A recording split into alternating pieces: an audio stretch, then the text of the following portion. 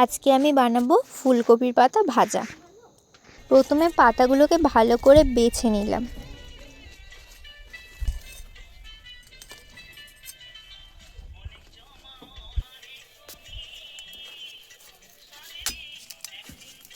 এবার পাতাগুলোকে কাটবো।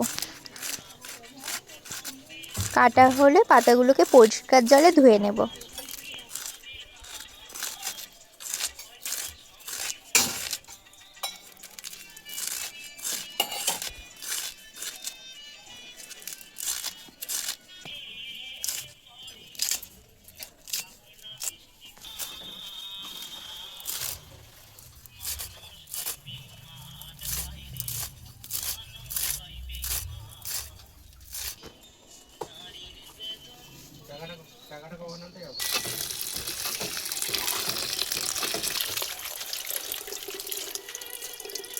এবার নিলাম কটা লঙ্কা, কটা পেঁয়াজ। ভালো করে ধুয়ে নিয়ে পেঁয়াজটাকে কেটে নেব।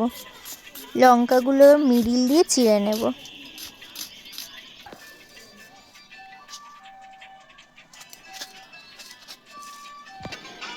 তারপর কড়াইতে তেল দিলাম। তেল দেওয়ার পর তেল গরম হলে কেটে রাখা পেঁয়াজগুলো আর লঙ্কাটা দিয়ে ভালো করে ভেজে নেব। ভাজা ভাজা হয়ে আসলে দিয়ে দেব কেটে রাখা শাকগুলো। তারপর ভালো করে নেড়ে চেড়ে নেব।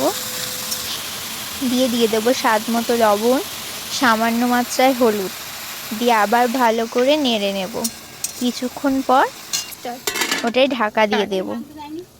সেদ্ধ হলে শাকটা ঢাকা খুলে নেব। খুলে আবার ভালো করে ভেজে নেব। ভাজা ভাজা হয়ে গেলে শাকটাকে এবার নামিয়ে নেব।